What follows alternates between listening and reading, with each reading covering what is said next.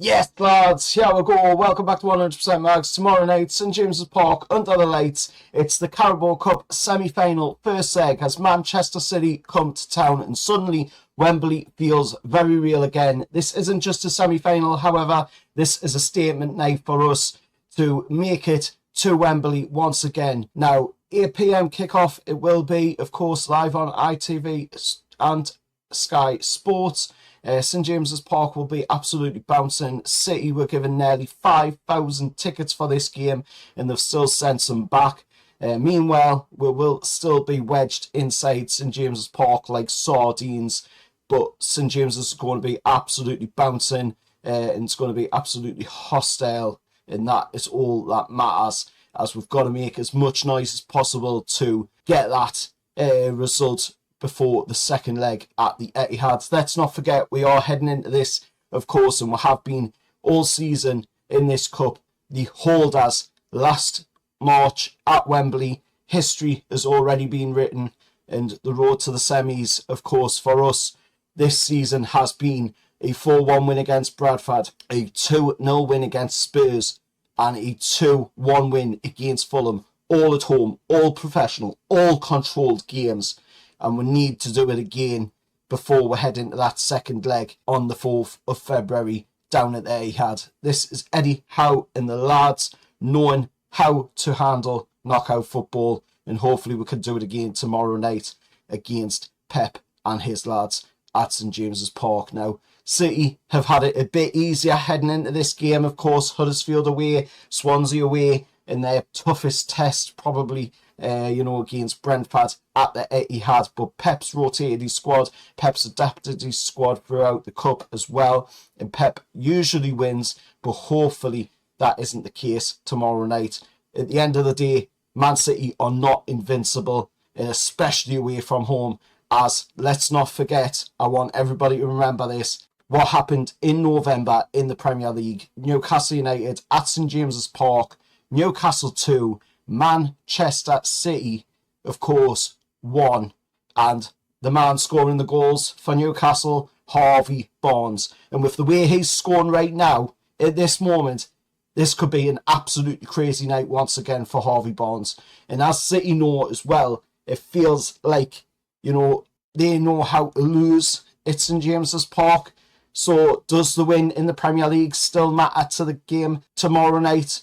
Or does Pep reset everything and try and, get a little bit of revenge for that? Hopefully that isn't the case.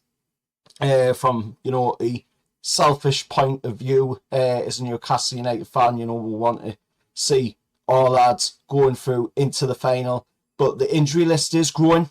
Livramento is the latest being added to that injury list, along with the likes of Shaw, along with the likes of Willisula, Kraft and Jamal Lascelles.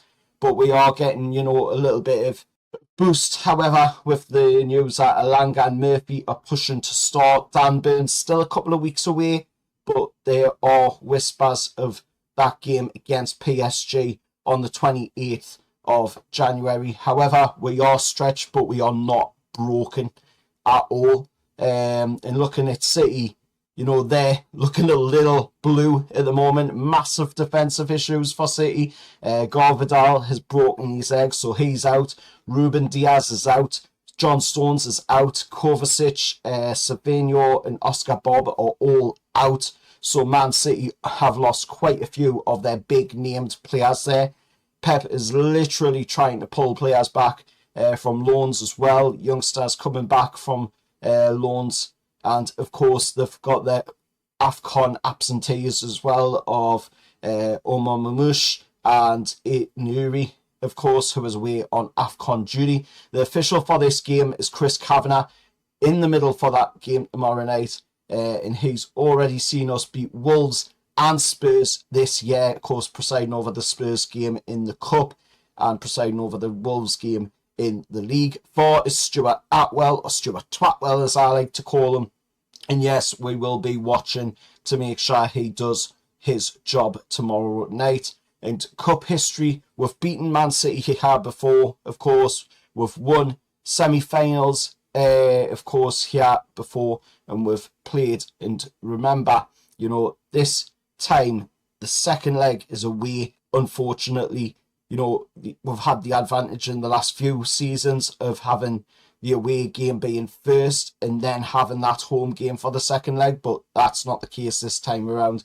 This comes down to discipline, it comes down to crowd intensity, it comes down to staying alive for that game on the 4th of February at the Etihad. Going into that game with, you know, some sort of positive result will be huge for us. We don't need, you know, to be going into this looking to come away with a crazy win. We just need to go into this game and get a 1 or 2-0 win, take that to the Etihad on the 4th of February in the second leg, and we've got, you know, hopefully 1 foot in that final when it comes, of course, to March. We need the belief, we need the noise, and we need to get that lead. And if we take that, you know, to Manchester, then there's every chance, like I say, we'll go to that final in March against either Arsenal or Chelsea, whoever goes through in their game. I prefer it to really be Chelsea, to be honest,